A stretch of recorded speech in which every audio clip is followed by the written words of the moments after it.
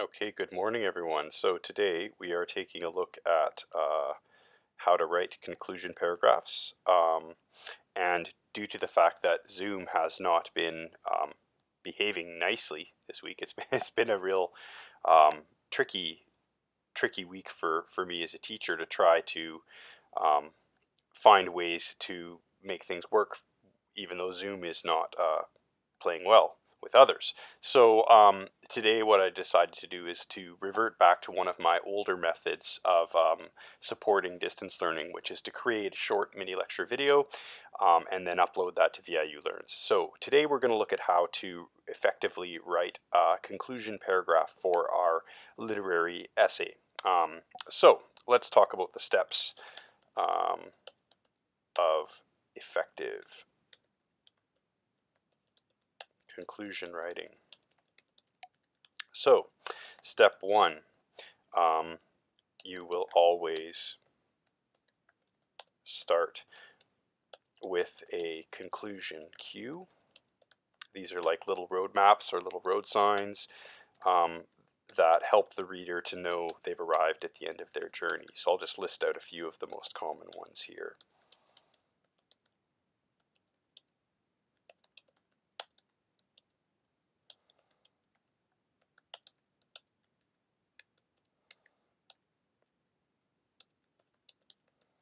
So you'll notice they're always the same. Essentially, they've got a preposition and a noun, or they are the infinitive form of a verb. And so, but there's the conclusion cue itself, and then the comma that comes after. So one of these are the classic ones. Most professors like this one the best in conclusion. I don't have a preference one way or the other as long as you use one of the listed tools. Step two, restate your thesis in a clear and novel way. Novel is just a synonym for new, so basically it just means that you are paraphrasing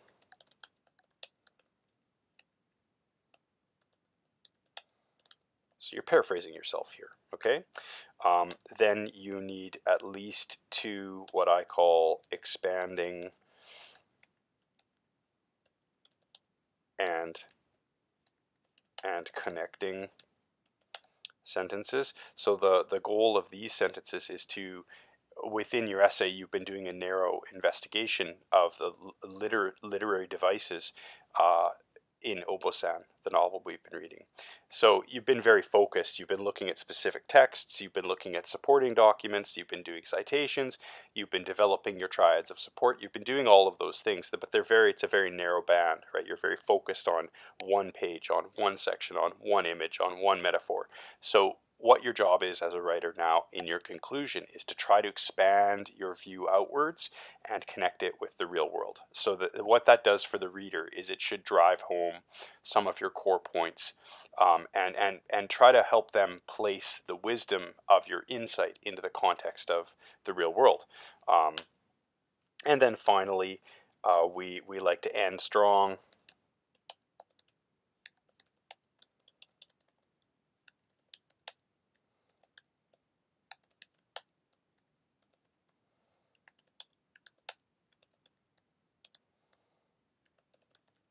And sometimes you'll hear the phrase capstone statement. That might be more used in a business discipline like an MBA program or business classes, but it could be used in any of the liberal arts, or a call to action. And a call to action is where you're trying to motivate your readers to do something. There should be an outcome from the insights that you have shared.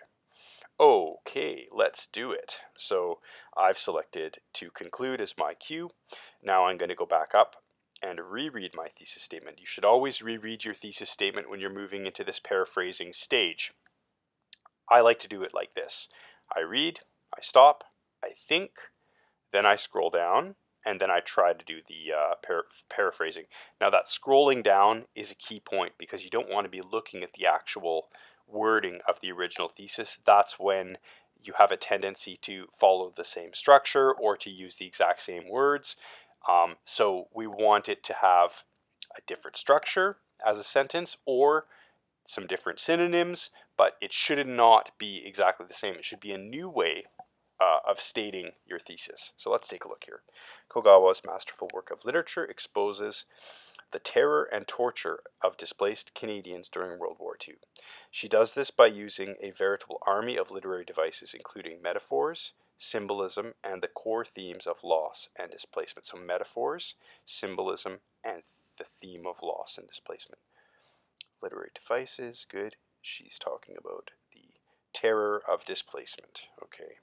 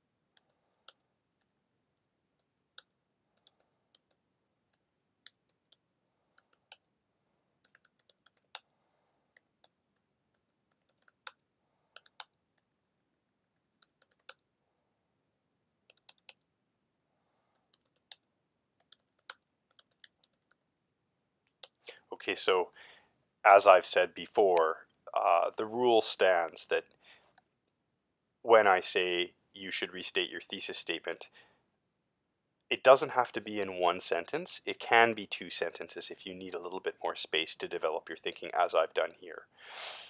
As long as your ideas are clear, that's the more important point. Now, additionally, this is our first draft, right? So we're not married to it.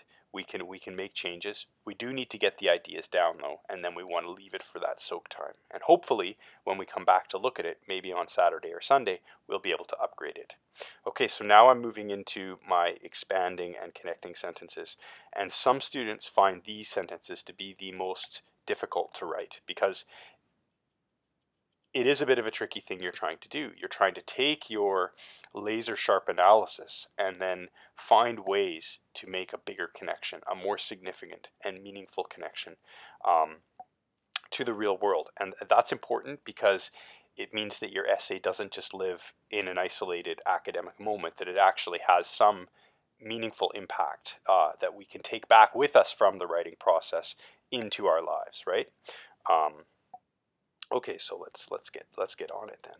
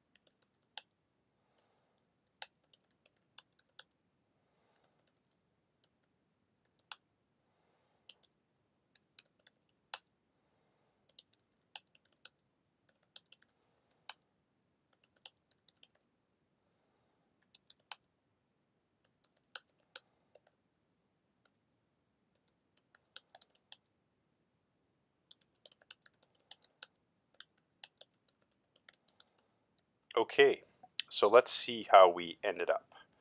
It's a little bit longer than we normally might see, but it's easier to cut out sentences than it is to add in new sentences. That's what I've always found as a writer. So we did end up with 160 words, a little bit longer than we might want, but we're done our first draft. So let's read through it all together. To conclude, the treatment of Japanese Canadians, so that's one error there we need to fix, on the west coast of Canada was deplorable fear-mongering. Furthermore, this litany of shame was largely brushed under the rug for decades. Kogawa's Obasan used powerful and layered literary devices to make these difficult memories accessible to a much wider audience. The war is often remembered for this is a wrong word, bringing out the best in people, but conversely, it also allowed many, not any, many Canadians of European descent to access their jealousy and hatred. Moments of history like these should not live in the isolation of a teacup. Thus, Kogawa's novel is crucial for Canadians to read, and so you can see that even just reading through this second time, I've made 3 or 4 really important corrections, and recognize because it exposed these dark tempests of racism that flow hidden, silent, and deadly beneath the falsely shiny surface of our country. The song says that we should stand on guard, but the real question should be, who are we guarding and why? This dark chapter of Canada's history should not be hidden any longer. It must be reasoned with in the light of full understanding. Okay, so I'm pretty pleased with that. So I would then go away and do my soak time. Um, so if we go here on my checklist, you can see that I've now completed the conclusion. So I'll just have to go back and finish main body paragraph 2. But again, as I've stated, if you're in the flow on one piece of writing or on one section, don't interrupt your flow. Keep pushing, keep writing, keep thinking, and hopefully at the end you'll come out with an essay that you're happy to submit. Okay, wonderful.